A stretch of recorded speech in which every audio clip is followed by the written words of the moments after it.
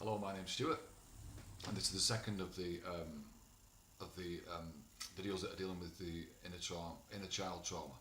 So we're going to run through something today that helps to deal with that in a much calmer way, in a way that you have choice about how that happens, rather than in the way that it's been described on the net now as the dark night of the soul.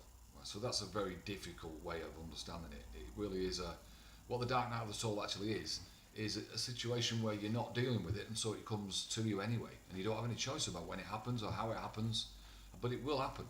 If these facets are coming in, they need to be healed, and the dark night of the soul is that part of your soul that's coming in through Ascension, where it forces its way forward into your mind and forces its way into your life through pretty traumatic kind of events and behaviour patterns. So what we're trying to do is help this part of your soul to not have to do that, so that you have choice and control over what's going on.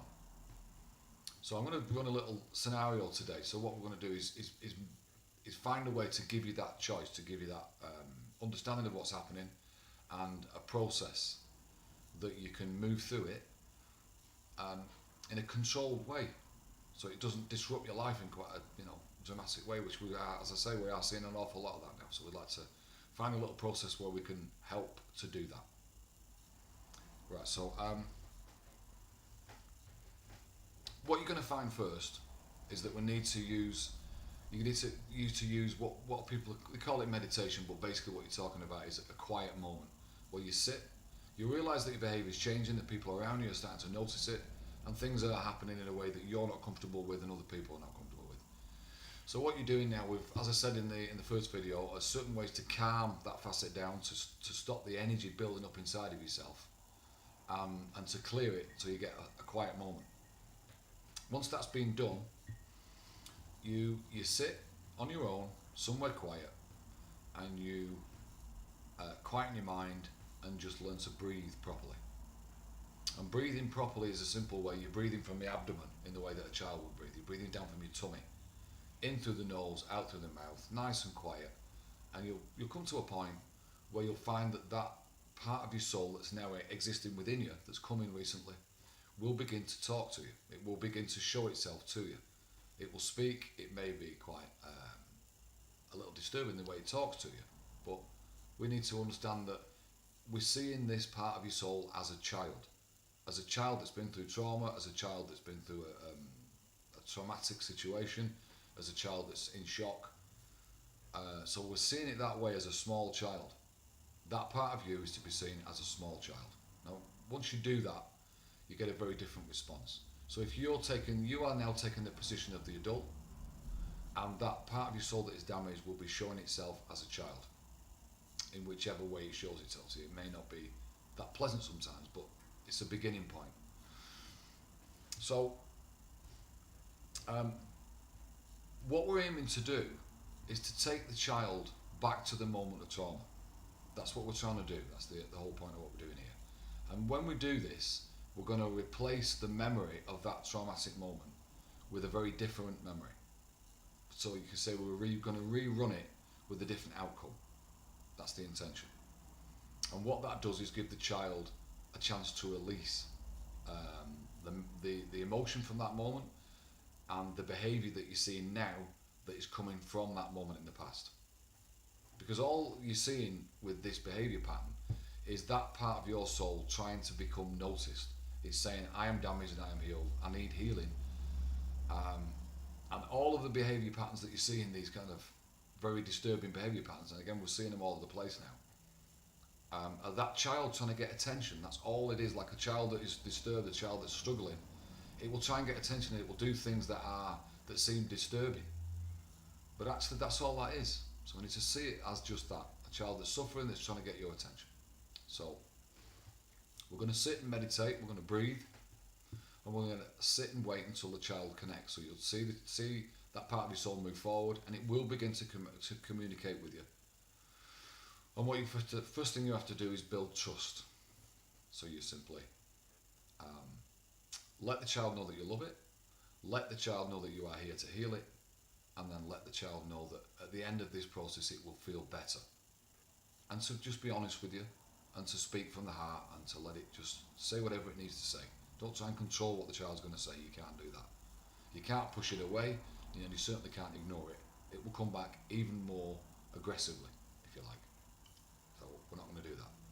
So you've got to a position now where you've been breathing, and the child is now beginning to communicate with you in whatever form. So you'll ask the child, would you like to go back to the moment?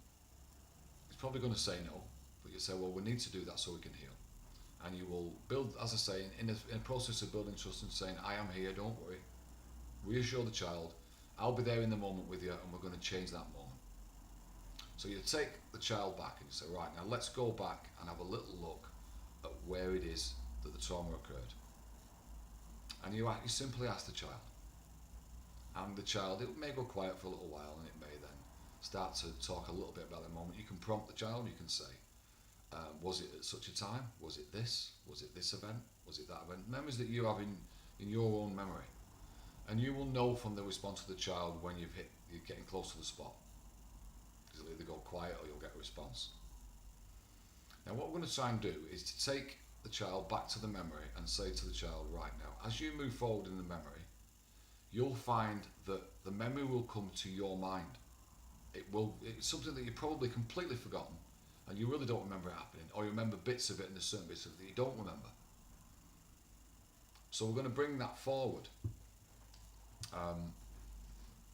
And as the memory begins to open up, and the child begins to talk about that memory and that thing that happened, that traumatic moment, you're going to reassure the child and explain that what we're going to do is, when the moment of trauma starts to come forward, and the part that scared you, or the part that you were either hurt or abused, or something happened to you, we're going to rerun it with a very different scenario, a very different end result.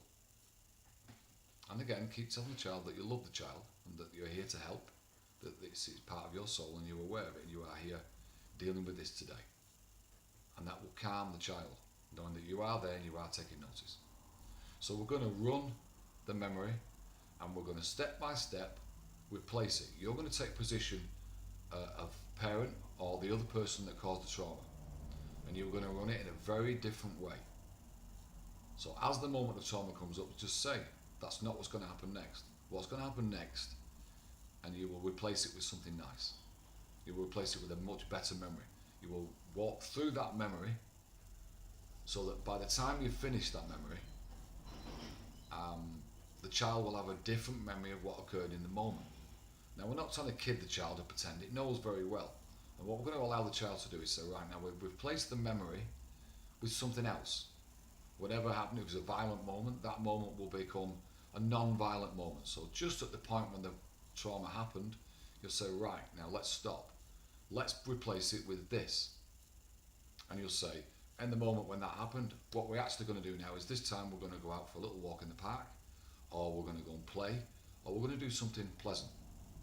And walk your way through the memory until you come to the point where the end of the memory is finished. Now you may find that there was a point of release needed. And basically that could mean you can find yourself breaking down, you can find yourself crying, you can find yourself getting upset. But you must let that energy be released from that moment. Now once that's done, what you'll probably find over the next day or two, you may find yourself getting a little upset. You might find yourself getting a little bit and needing to cry and needing to sit on your own for a little while, or needing to let that energy just release out of yourself. And very quickly you'll start to see that the behaviour patterns begin to shift, because you've released the memory, you've released the energy from the moment that was dark, and you've now replaced it with something much better. Now it seems very simple and you wouldn't think it would work, but I've done it many times with my own soul, and it does. It's as simple as that, it really does work. So that's a simple pattern that we're going to follow. I'm going to keep this very short, they're only going to be 10 minutes each. There's another one to follow straight after it, and we'll deal with another area of it then. So I'll stop right now and I'll move through to the next one in a couple of minutes.